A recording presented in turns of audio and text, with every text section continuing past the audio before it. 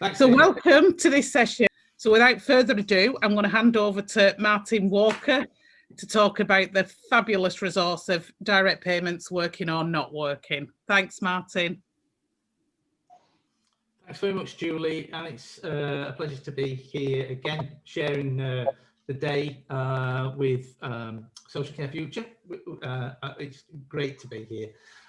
Yeah, we wanted to share some of the work we've done during COVID, and one of the things that's come out of that, which is this document, Direct Payments Working or Not Working. We published that on the TLAP, I think local app personal website. There's a link there, so you can get the document. And really, it's a summary of conversations we've had with government during lockdown, and thinking about the things that need to change as we think about. Martin, sorry to interrupt. You've just got a little crackle on your audio. Right. Sorry. I'm not sure. In the chat that your volume's really low. Okay, is that better? Yes. Right. Yep. I'll sit still. I did promise to sit still. But, okay, I'll keep going. So could we have the next slide, please? Okay, so just a bit of background, really. During the early stages of COVID, lots of different organisations were being asked by government to consult on different bits of guidance around in terms of what needed to happen for people to support people during COVID. They were a bit late to the table with direct payment guidance, but that started to happen. And it was very rapid. There was very little opportunity for the people's voice to be heard in that work. We even at TLAP, you know, it was sort of very last minute. The guidance came out, but we made a challenge back to government and saying it needs to improve, and you need to do this co-productively. And I was quite surprised, to be honest. And when you say government, we work with one or two civil servants, is the truth. And they were very open to thinking about looking at the guidance co-productively. We spotted that the voice, particularly of direct payment recipients and their workers, personal assistants, and other forms of support that people use the direct payment for, like micro providers, was not being heard. So we pulled together a group. This area is, I guess, is a mixture of networks that we see at TLAP that were very much or have been representative of the voice of direct payment recipients and those that work with them. Organisations like UK Home Care Association very easily were able to talk to government. There's no sort of established network. So that's something we want to just hold and explore later on in the session. Should there be a better, stronger voice for direct payment recipients and their workers, personal assistants? So we brought that group together and we worked on specifically improving direct payment guidance so that it was better suited, reflected the needs of direct payment recipients. Could we have the next slide, please? And in those discussions, we repeatedly came back to key issues. I mean, we talked about PPE and we talked about testing and things like that, of course. But what government heard was, actually, we need much better flexibility to be available for direct payment recipients. Ease off on the high degree of scrutiny and spending, you know, trusting the way in which direct payment recipients know how to spend money, know how to direct their own support, and ease off on the complicated processes that there are in place. And that did happen. We did see councils responding to the guidance. It took a little while to get that into the guidance, but we did get that into the guidance. So there are some key messages that sort of are at the heart of the work that we did. So we have the next slide. And when I say we, this is the co-productive group that we brought together. It's not TLAB. We just acted as an organisation to bring together. As we got the guidance improved, the civil servants we were talking to started to say, well, okay, we need to think about the future. What do we need to do to make sure that we remember lessons that we've learned during this time and carry those forward into reform into the future? And so we started to talk about, I mean, I'm not sure everybody in the group kind of likes his name, but reimagining self-directed support, starting with direct payments. I think the messages that we've been able to communicate back have been focused around direct payments, but they also are very, very apt for the other types of care and support, individual service funds and commissions support. And so, I mean, they basically asked us one key question. So, what does good look like? You know, can you describe to us what's working and what's working and what's not working? So we went through a process of that really with those civil servants, and in so doing, we needed to make sure that they remembered some key stuff. That direct payments were a key reform 25 years ago as part of a wider campaign that disabled people called for in terms of independent living. They sit as a key reform, but as part of that wider call for independent living. A recognition that people know best what works best for themselves. And actually, you don't really need to create guidance to ease this stuff off. The law, the Care Act itself, already should make sure that people get direct payments in the way that they were intended. Those flexibilities, a real balanced approach to auditing and things.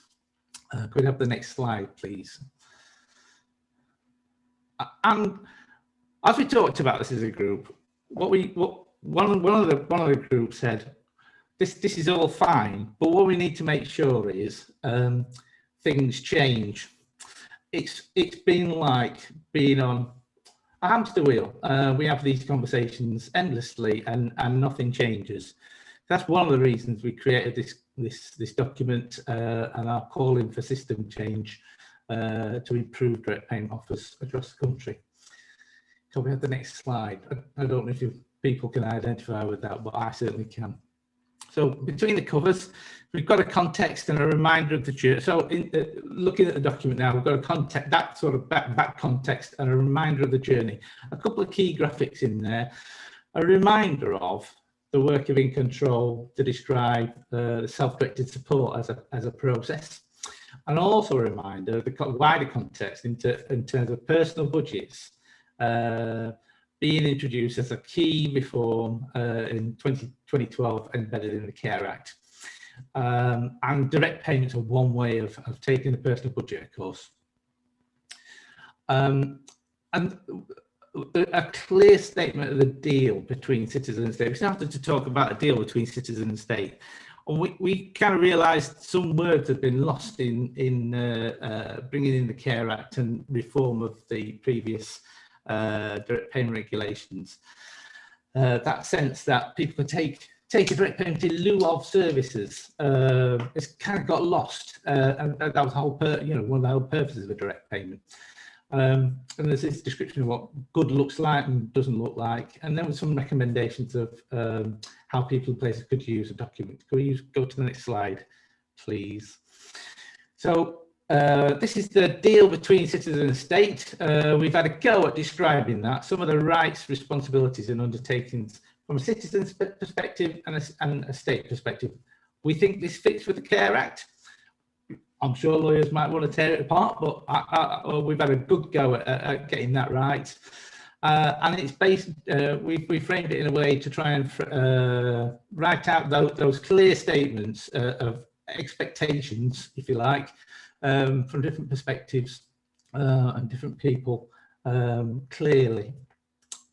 Can we go to the next slide? So there's the deal between citizen and state.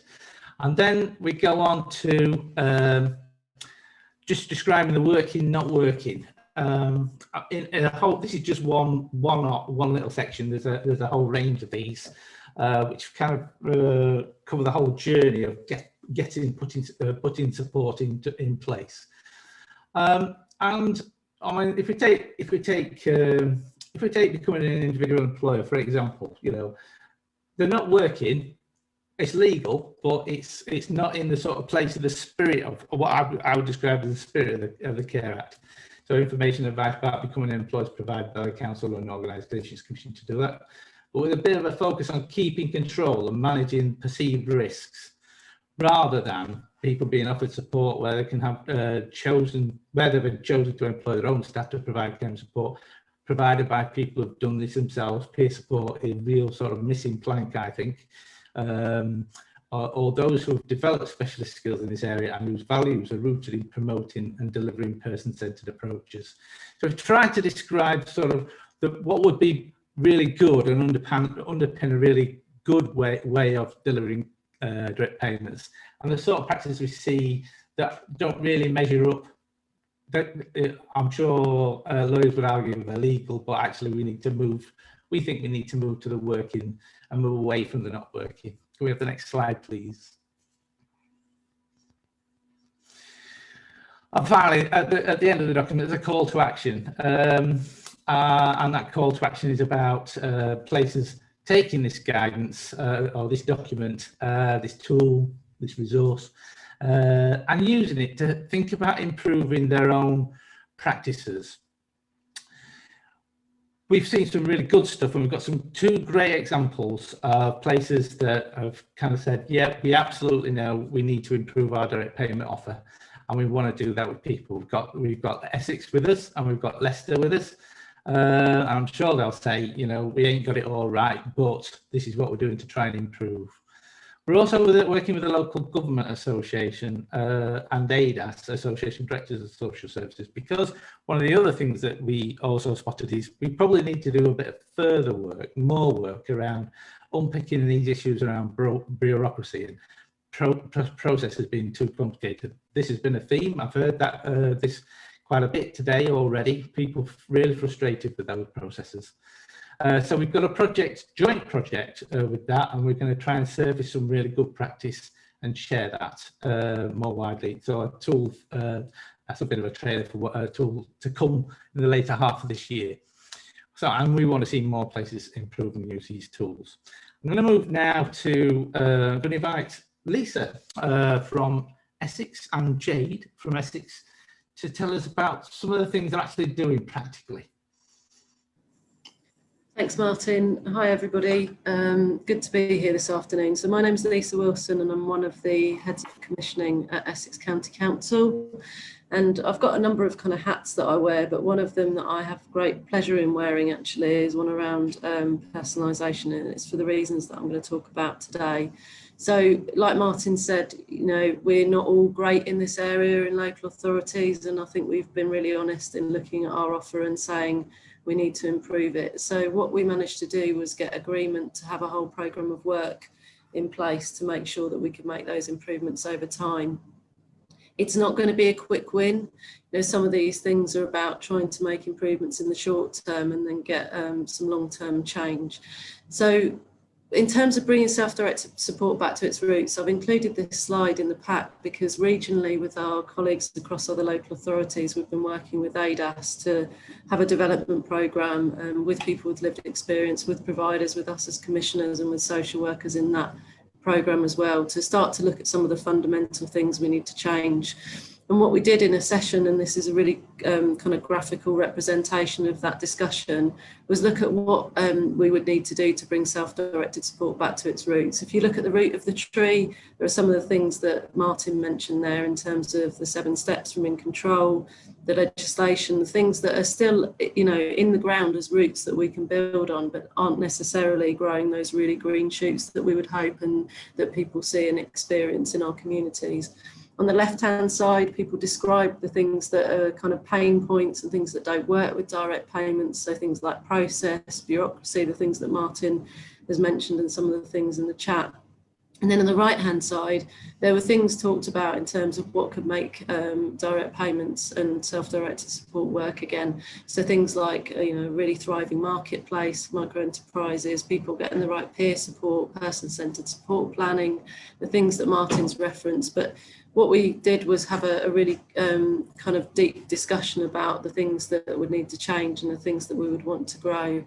So Julia, if you can move on to the next slide.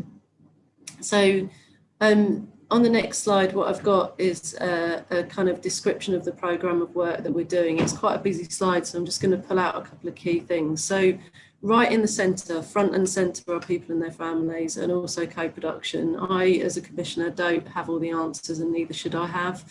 It's about working with people and working together to work out what we can do in the future and improve things. We've then got three kind of main parts of our programme. The first is around kind of enabling infrastructure and improving processes. So some of that stuff that gets in the way of good self-directed support and direct payments working well. Then we obviously know we need to improve the market solutions. So things like making sure that people can connect to the right PAs that are there and can support them. We haven't had an individual service fund offer in Essex over the last few years. So we're doing some work to develop one of those approaches and hopefully have that on offer to people. And then things in there mentioned around things like digital solutions. Now, people have banking solutions that are in the modern age and yet are kind of digital ways of working in social care are much further behind that. And then things in there around developing micro enterprises. And then really importantly, that third piece there around practice. None of that will really work unless our social workers are really confident around self-directed support planning and the relationships they hold with people. So we've been developing some support for social workers. We are the second largest local authority in the country, so I know it can seem really kind of challenging when people don't see change immediately. But as I said, this is a journey. So we've got lots of social workers that we're working with now to encourage them to take up that continuous professional development offer around direct payments and grow their confidence over time, which I then will be looking to see what impact that has around how people feel and hear their relationship is going with their social workers over time. So if we can move to the next slide, Julie. I just wanted to briefly say that, the work that we've done over the last few months hasn't been in isolation. We've had support from TLAP colleagues and great support from the National Co-Production Advisory Group, and members of that group are on the call today, I know, and it's been really, brilliant work that they've supported us with. Language was really important. They've challenged us on language. They've challenged us on approaches. They've made sure that we kind of take that co-production approach into account in our work and make sure that we take that learning into account going forward. After finishing that work with TLAP and NCAG, we've then set up co-production sessions and people have come forward and continued to work with us. So we had a co-production week in May and lots of really in-depth discussions about how things could be improved in those sessions and some really concrete ideas to take forward, which we're now going through those next steps in terms of our future commissioning of our offer. Things like Martin was mentioning around direct payment support services are things that we're looking at in more detail. So I'm going to pause now and I'm going to hand over to Jade, because it's really important that you hear from her perspective what her experience of direct payments is in Essex, but also some of the improvements she would like to see and her experience of working with us over the last few months. Hello everyone, thank you for having me. My name's Jade. I've had a direct payment for a number of years now. I have quite a few different conditions, including Ehlers-Danlos syndrome, and I'm a wheelchair user. So for over a year now, I've been working with Essex County Council on direct payments and potential future reform. Each meeting's got a little bigger, with more and more people with lived experience and more members of staff taking part. When you get a direct budget, you can often feel a bit alone and adrift. The only real contact is a nerve-inducing review that may or may not happen yearly. These meetings have been a great way to show that most budget holders out there want broadly similar things. We want the right support put in place in a prompt manner. We want our views and opinions to matter. We want our lives, our interests, hobbies and friendships to be taken into account, the things that make us people. And once the right support is in place, we generally want to be left alone.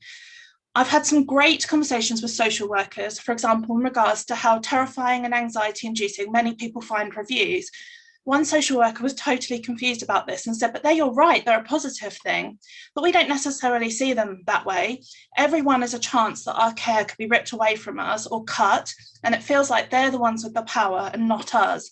I mentioned what a difference it made if a social worker opened a review with a reassurance that they weren't there to cut support, they were there to help us. And I hope that conversation with that social worker made a difference going forward. It's also crucial that these conversations keep happening with frontline workers. It's obviously brilliant to have policymakers and managers on board with personalisation, but the message needs to get across to those actually doing the assessments. For example, another social worker admitted to me in one of those meetings that she still puts in place care agencies as her first line for those asking for help because there's a lot less paperwork and she understands the system. I was also recently having a conversation with an occupational therapist in regards to a lady with disabilities and her only carer is her mum in her 80s. They didn't live together and every day the mum had to travel a great distance to get to her daughter. So I immediately asked, well, has a direct payment been considered? And the blank look I got back gave me my answer. It turns out nobody had mentioned it or even thought of it. And of course, the answer may have been that neither of those people wanted a direct budget, but without someone discussing their options with them, how could they be informed? I have to say this talk comes at a particularly interesting time for me. I'm someone that believes in direct payments, and I think when a truly person-centered approach has been taken, they can be life-changing. However, I recently had a review with a social worker, and my very first question to her was, are you going to cut my budget? I was worried over the past year with COVID that like many others, I wasn't living my normal life and I wasn't leaving the house. And because of that, I had a bit of a surplus build up. I was worried that they would take this surplus as me not needing everything in my budget rather than them understanding it was due to the exceptional circumstances of the pandemic. Her answer was it wouldn't be cut if my needs hadn't decreased, and I was reassured by this. The rest of the review was fine. We went over the usual questions, and as far as I thought, that was the end of it. Then yesterday, out of the blue, I got an email from her to say that she was completing monitoring on my budget and she'd decided to remove large chunks of it, including drastically decreasing my contingency hours, which entirely takes away the flexibility of my budget, and stopping certain therapies that were agreed at panel when my budget was first set up, as she felt those fell into the category of health, not social care. Yet when it had gone to panel very originally, I had to put together a massive pile of evidence that the therapies met every single one of my assessed needs, which they did, and it was all approved. Then, after 8 or so years of this all running really well, my social worker thought it was okay to just send me an email that would absolutely decimate my life and then go off on annual leave. That was a nice touch. She didn't think to treat me like a human being and discuss it with me in person at my review or give me a chance to respond. I feel absolutely sucker punched, and I'm terrified that one person can decide to make just such a monumental decision and completely overturn something that was evidenced and agreed with management based on what to me feels like her opinion. I already have little trust in any system. I think most people with disabilities can understand this feeling that everything is already a battle, and making sweeping changes like this proves every fear that we've already had at every assessment that we don't really matter. And I don't want this talk to sound negative, but these are the consequences of the snap decisions made without taking my life into account, without looking at my assessed needs, and more importantly, without me having any say about it. And I've been left anxious, scared, with yet another fight on my hands just to keep the support already agreed for me. And this is something that's happening to people across the country. And this is one of the things I most wanted to highlight today. Frontline workers have to be involved with this conversation around personalisation. It's no good having these conversations with just managers and those with lived experience if we're missing out the group that are actually making the day-to-day decisions. And personalisation doesn't mean that budgets will necessarily cost any more, but the person with the budget would genuinely have more say on their lives and more choice and control. At the moment, these words feel more like buzzwords to me than a reality. I would also love to see more of the following: transparency in policies and a clear system to follow if you disagree with a decision made, more transparency and changes around charging policies, especially disability-related expenses. For example, you could earn 100,000 a year in income and pay nothing towards care, but someone on a means-tested benefit could be paying hundreds a month. Councils often won't publish what is allowed as a disability related expense, and I think this is wrong. I would also like to see PIP being banned entirely in being used in financial assessments. It already doesn't cover the fraction of the additional costs that exist when you're disabled, and it shouldn't come into your care as well. I would like to see much more flexibility over what budgets can be spent on, as long as it meets an assessed need without having to get approval from anyone. Just making this change alone would be massive, and it would put control back into our hands. We need to be trusted that it doesn't mean we're going to go off on some spending spree, and that we are the ones that know our lives the best. I'd love to see more support around being an employer. It's really difficult when you're managing someone in your own home, and I'd love to have someone to go to with those kind of questions and hand-holding sometimes. And I really hate that it's become this battle between health and social care. I often found it's used as a weapon by both sides, usually pointing at the other. That's on them. And what usually happens is we as the disabled person are left in the middle with no one taking responsibility. These things are completely intertwined for us, and they're both vital. So they need to stop being used in this way, and they need to learn to work together. And I'd love to see more ability for budgets to be used to pay off for one-off equipment. Again, these can be absolutely vital to us, and a lot of the equipment that used to be provided no longer is.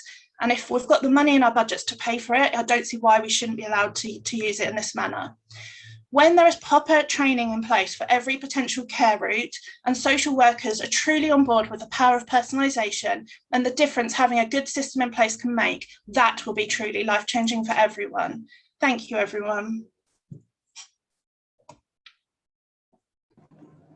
Jade, thank you so much for today, because I know how strong you are normally in sharing your story, and you've had a really tough week. So I just wanted to acknowledge that, because I know today, out of all days, would have been kind of a challenge for you to share that, but such powerful reflections. And I absolutely know that your story should be kind of shared widely, because it's not just the story of what you go through. I know others go through the same. So, you know, a big thank you from me. And I know I can't solve every problem for you individually, but you do know that I'm kind of putting this to colleagues and making sure that we make those changes over time. Thank you. My talks aren't normally this angry, but had to be today, I'm afraid, sorry. I understand that. So that's it from me, Julie and Jade, on our piece. Hopefully some food for thought for the discussion later. Thank you, Lisa. Very powerful stuff, Jade. We're going to go to, I think we're going to go to Mo now in Leicester. I think we could take slides down to see Mo, perhaps, can we? Hi. Hi, Mo. Hi, can you hear me and see me? And how on earth do I follow that? That was just amazing, Jade. And I'm so proud that you actually were able to articulate that after yesterday. So that was just wonderful. So I'm going to try and follow that. It's not going to be as powerful as that, but I want to start by thanking Martin and Julie for inviting me to speak here today.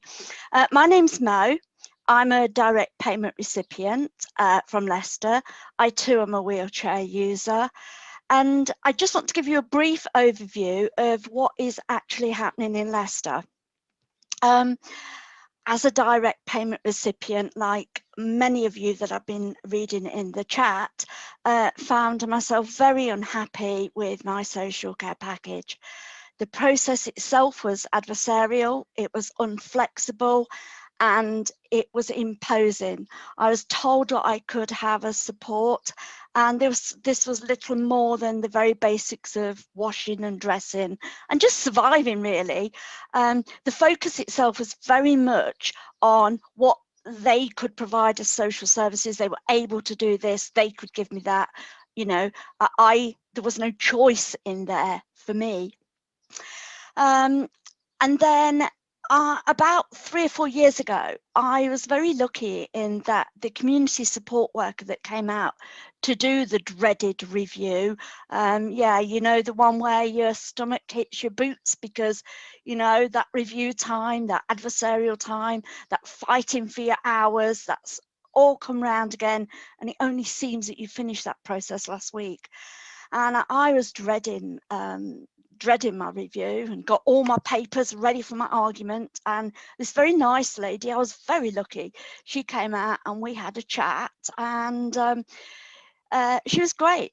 And she actually gave me some social hours, which I had no idea what they were. And I was able to go to my little craft club, and I was able to go swimming. And oh, it was just, it like opened my life. And that's when I started to look a bit more around what you were actually entitled to. And it was only at that point I realized I actually had rights in all of this. It wasn't something that I ought to be grateful for and you know, sort of thanking everybody and fighting for. So I was then very lucky that I had the same care worker come back each year after that. I mean, it's totally unique in my experience from what other people have experienced and what I had experienced in the past. But over the last 3 or 4 years, I've had the same lady come to see me, and it's been so much easier to not have to go over everything, go into the minutiae of the detail, know that I can talk to this person and she can talk to me as well. We talked about my dog and all sorts of things, and it was just nice to not have that same level of, can I trust this person with my personal details? And so then last year I was contacted by the City Council to say that TLAP had organised a session where they wanted to talk about direct payments. And I also do quite a bit of work in the community for disability and disability awareness, and raising awareness within non-disabled environments. And I'd heard this same story over and over again that I was experiencing. So I thought, well, I'll go along to this direct payment session and see what's said. And a number of people came, and it was all very much the same sort of process and procedure and difficulties that we'd all heard about. And then at the end of the meeting, Lynn, who is here today, she spoke up on behalf of the council and said how shocked and sorry and disappointed she was in that everybody felt this way. There was a real genuine sense of understanding. And Lynn said to us all that she would take this on board. She would go back and speak to people and arrange another session. So after that, whilst I felt a little bit positive about it, I honestly didn't expect to hear any more. I thought we'll probably get an email in 6 months saying this. However, literally within a week or so, Lynn contacted us again, and she said that she'd spoke to people, and there was a lot of I won't say anger, but there was a lot of shock really about what people genuinely have felt and how we felt. And she wondered if we would be interested in meeting again to talk about things more specifically and look at making things better. And so, yeah, I went to another workshop, and things started to happen very, very quickly. Letters started to get sent to all direct payment recipients, explaining they were doing this this whole process of looking at it. And I remember one of the first things that happened was a letter that came out, which they passed through us to look at and take out all the offending words, but that was circulated very, very quickly. They got on board with all these things, and since then we've worked together. There is a genuine co-production feel about it. Not just the managers, they are working with social workers, with the finance people, with everybody that impacts on social services. obviously with us as well. And we've made a number of changes already other than the redrafting of letters. Now, I wrote a short list, but actually it turned out into a long list, because as well as redrafting the letters, the tone of the letters changed. They started to consult widely. Terminology was a big thing. Terminology is a real everything that people talk about now, they always think about, is that the right way for me to put that? So that's been a positive change in the culture within the council. Very big thing as we looked at the way that finance was involved. We did lots of things like change the letters within finance. We have looked at how we can make packages more flexible, and it doesn't, like we said, it does not mean spending more money. There's a lot more that we've got on the list to do. Communication with other partners, particularly the health side of things, which Jade has mentioned today. That's a big thing for many people. But the focus has definitely changed. We're talking about co-production. We're talking about making it real. We're talking now about empowering everybody. And the focus is on me as the direct payment recipient. It's about what makes me happy. And one of the big things we did was completely throughout the review process paperwork, kept the bit that was legal and we had to. And now it's just all about me. The very first question that they ask you when you come out for your review now is, how are you and what makes you happy? What can we do to make things happy? And it really makes such a big difference that that adversarial feeling has gone. And we're not there yet, long way to go on this journey, but there really is a willingness to change, and that is very important. And I want to take this opportunity to thank you, Lynn, for really engaging and being, well, such a good person and a friend, really. So thank you. Thank you, everybody. Is that it? Yeah. Thank you, Mo. I mean, that is very humbling hearing that from you, because we can, I think it's safe to say we wouldn't have been able to do any of this without you, and that's the key, I think, to what I'm going to say today. So my name's Lynn Knights, and I'm the strength-based practice lead in adult social care in Leicester. And what that means is, so I'm a social worker by background, I'm a team leader, I've been a head of service, so I understand.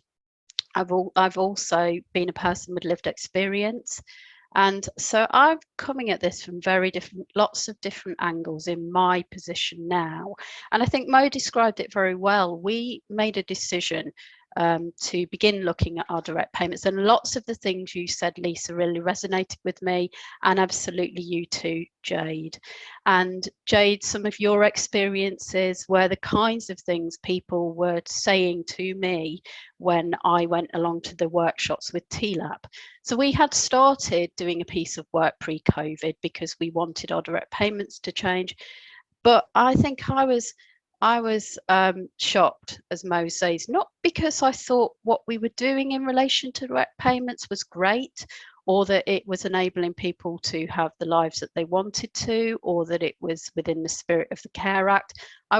We were not that naive, but I was shocked at the extent of our processes and our barriers and the impact we were allowing that to continue to have on everybody's day-to-day lives. So we made a decision with the advice of TLAP, and it was, thank you for that, because it was the right decision. We did something different from the very beginning. We didn't go mob-handed from the council to these workshops. We nominated one person, and that person was me. And I was really nervous because direct payments isn't my area of expertise. It still isn't. We have a personalization lead. It isn't me. So often when we get into the details of direct payments, it will probably happen today. I certainly won't be the expert. I won't know the answers. But actually something that when I sat in that first workshop and listened to people, what that made me realise was how it feels to be in a situation against all of these barriers, not having the answers, not being seen as the expert for one reason or another. And I was able to use the experiences people described to me and trusted me in sharing when they were clearly, rightly able to articulate that what we had been doing at that point was removing. We didn't have any relationships. Everything we were doing was moving away from that trust and making it really hard for people to be able to rely on the support they should be entitled to have in a way that makes sense and makes things easier for them. So from our perspective, I took those experiences back, and what we agreed that we would do is we would start changing some very small but powerful things immediately. So, and I'm going to take you through those just briefly now. So if you could show the slides, please, the letters. So I'm going to show you what we did about our finance letters, because one of the things we heard very much was, and you'll see this in a minute if you move to the first slide, the letter on the left was one of our original finance letters, and the letter on the right was the one that we immediately made changes to. The letter on the right is the one we're using now. It's not perfect. There's definitely improvements we could make to it, but oh, it's so much better than the letter on the left. There's not, and actually I'll go into a couple of practicalities more specifically on the next couple of slides, but essentially the way that that letter was making people feel was heartbreaking. It was upsetting. It was all this dread because of our processes, and it wasn't even working for us. When I took that back and said, you see this letter, somebody shared the actual letter with us, we were like, what? And that was another lesson, that we were not on top of all of this. There's lots of different departments of the council not working together with a whole process that wasn't working for us either. So it's a real advantage for us to change things. So next slide, please. And so what you can see here is that we moved away. So we started looking at language, because language and tone are really important to us in building trust. And I had personally committed to doing something about what I'd heard at the workshop. So it was really important to me to make a difference in relation to that, and to my role too, because my role is all about strengths. It's about maximizing what's good, building on assets, and removing the barriers. So this is a good example of this. So we looked at an offer of support, which we hadn't included before. So again, the slides on the left are what we were doing previously. The ones on the right are the changed ones. And all of the letters were co-produced. So we took all of our finance letters into the workshops. We asked for suggestions about them, and we took and changed it. We did the same with the review form.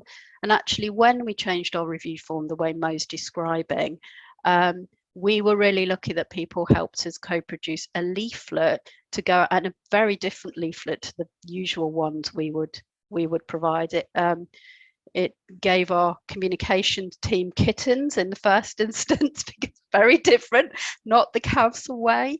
But it helped people prepare for the difference in going through all of the Care Act questions and everything we normally do, and the adversarial approach, just down to what matters to you and what can we do in relation to that. And this is similar with these letters. So you'll see here that we know that when people are in receipt of support, they're drawing on social care, there's already additional admin involved with all of that. We're still on a journey to reduce that. We're absolutely not there, but we can be a lot friendlier with our approach. And so these letters that have just come on screen now, this is not a typo. So the bold and the red actually appeared in our letters, and we were of the opinion this was helpful. it was helpful to say, do not pay your if you do not pay your contribution or misspend the care money, we'll refer your case to the care management team to review. And our finance colleagues thought that was helpful. But actually, and then it may lead to your services being moved to commission care. Absolutely put an end to that completely. And it wasn't even factual. It had come out of an incident in a letter and then was going to everybody. So we took that out, and we committed instead to being clear about what a better explanation about what the information is needed for and when. And I agree. I could just see a comment. I could just see a comment come up. I agree. So scary. And well, you can see I've almost lost words as I'm speaking, but they have gone. And those letters, they're not perfect, but they absolutely, we've looked at our language very much. We've reviewed all of our letters. We are currently building easy read versions as well, because there's some talk earlier about simple everyday language. That is something we absolutely want to work towards in the council and get them much clearer. And we're doing that together with people. So we've adopted making it real. We are going to continue everyday co-production, being able to really hear in advance what matters, and not do things like this, not develop letters that we think are helpful between different sections, but do that in advance with people and get it right in the first place based on making it real. And just finally, we know these letters, like I said, are not perfect, but they are working a lot better than they did. People are calling us more. We're having more of those conversations. We're hearing less complaints generally. And hope what we're also seeing is we're seeing a difference in those relationships building and that general trust. And that will help us all get to the point where we want to be, with direct payments working in the way that it should. And thank you. Fantastic. Thank you so much, Lynn. And it's so stark, isn't it, seeing it like this? Because quite often people don't believe that people get letters that are so threatening. And yet you're right, when people are on the receiving end of that, that's really, really frightening. I'm just conscious we've got 10 minutes left. The two questions we were going to try and get people to really think about in the chat box is, one, how can we use this information now? How can we use the resource from TLAP? How can we use what's happened in Leicester and Essex to say, how do we make change happen? How do we get that to get a better social care future? And then the second question that people have been asking a lot is, do we need that national organised voice for people who are employing people and self-directing the support? So I'm going to give 5 minutes now, hopefully, to David, Ashley and a colleague to talk about that last point, and then I'm going to put those two questions in the chat box so that me and Donna can collect them so that we don't lose people's ideas. Thanks, David. Thanks, Julie. Hello, everyone. I'm going to try and keep this as brief as possible so that I can introduce. Could we have the next slide, please? Great, thank you. So I can introduce the independent living group community that we're trying to establish. So it's kind of an offshoot of Mark Bates Limited. ILG is a separate organisation that is a membership organisation that we've kind of developed to as a place to store information about direct payments, useful resources, and it's become something. It's becoming a community that exists in a Facebook page, and we've got some resource and some time and space to try and create a national, so UK-wide peer group for individual employers. It really is that simple. It's a basic idea, but I think those are the best ones. And we're trying to encourage as many people as possible to join the ILG. So I will put that in the group now. So please have a look if you want to join board. Just putting together an organising group to draw up some terms of reference. They are very broad aims. Some of you probably don't know who I am. We haven't got much time. So they are broad aims, but they are true and they are genuine. They are about bringing individual employers together, whether you're funded by health, children's services, adult social care, Wales, Scotland, Northern Ireland, England. the only common denominator is that you might be an individual employer and that you have your funding from a public body or even self-funded. What I'd like you to do, who I'd like to introduce now is somebody called Sato, who I've been supporting and I've got to know over the last few months. And Sato's going to tell her story, which I think highlights the need for some peer support, even when there is local support on offer and everything else. So Sato, are you able to talk to the group and just tell them your story? Is that okay? Yes, but I'm sorry, can you hear me? Yes. Okay. There's a lady called Kath Sorsby who's had a yellow hand up and waving yellow paper from the last two speakers. So maybe she should ask her question before Would you mind if we wait, Kath? Is that okay, Sato? Just because we've got such a small amount of time, and I think it's important people to hear what we're scheduled to do. It's just that she's had her hand up for ages. Okay. I'm going to read my story. I'm not as articulate as Jade, who I completely empathised with there. As David said, my name's Sato, and I was a carer for my partner Lawrence, who for a number of years prior to receiving the personal health budget had already been diagnosed with Parkinson's and dementia. Following a fall in the late 2015, he'd been admitted to hospital, ostensibly for a 2-week rehabilitation period and to give me some respite time. However, during the time he was there, he was unhappy, his condition became worse, he lost a lot of weight, and at each visit he pleaded with me to get him home again. Unbeknownst to me, the doctor had placed a deprivation of liberty order on him. So when I said I wanted to take him home, just a week into his admittance there, I had to sign a waiver saying I was doing so against medical advice. The hospital's OT department was helpful in securing necessary equipment. They put in place a rehabilitation support of visiting personal care assistants, 3 visits, 20 minutes a day for the 6 weeks following his discharge. From then on, we were basically left without advice or support. And it's only thanks to the Local Age UK organisation that the council became involved in helping me to get a care agency to take over from the initial rehab team. Eventually, having been assessed and accepted for fully funded continuing healthcare, we were able to increase this support to 57 hours a week. It became apparent that this was insufficient. I was sleeping on the floor next to his bed for 4 of the 7 nights, and the lack of daytime support affected my ability to work. We held a multidisciplinary team meeting with the GP, CCG representatives, dementia specialists, Parkinson's nurse, the whole lot, the care agency and myself. And that resulted in the hours being increased to 80 a week, at which point the council could no longer support us and we were transferred to the CHC team at the CCG. Later, the hours were increased to 24-hour care. In late 2016, we applied for a personal health budget, but we were told by our CCG that these were on hold.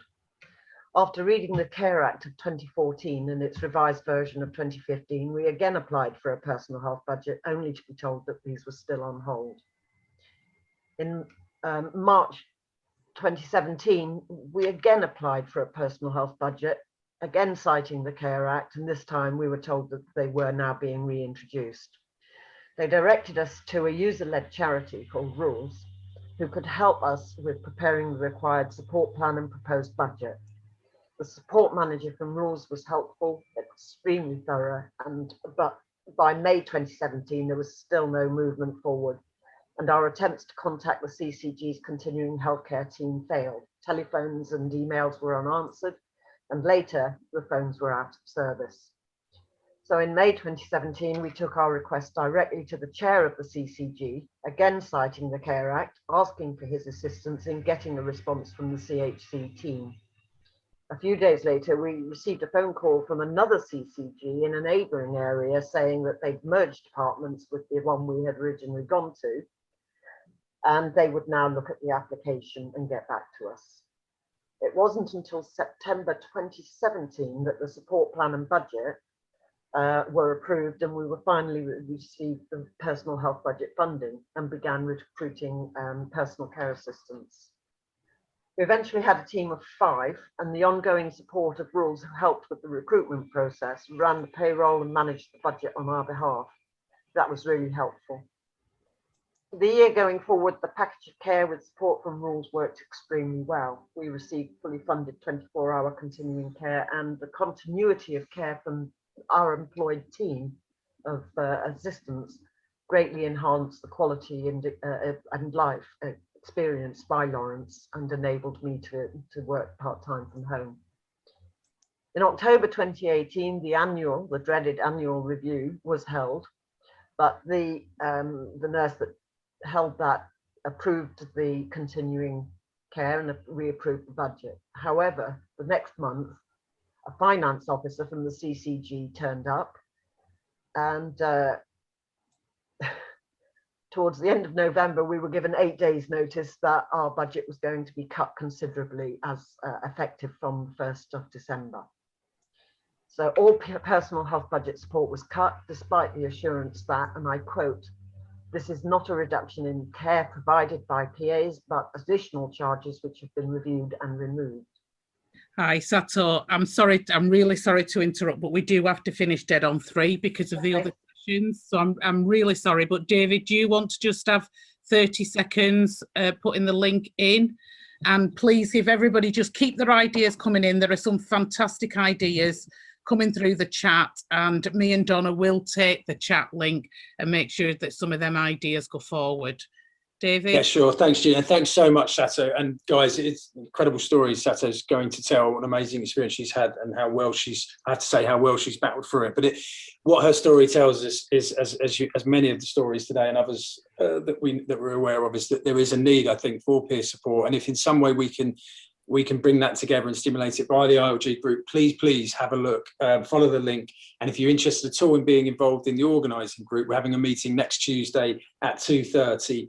Some of the people on this group are involved, and it would be fantastic to have as many people involved as possible. And again, Sato, thank you so much. And thank you, Martin, Julie, and everyone for letting us have a little snippet here at the end today, because it's great to be amongst like-minded companies. So thank you.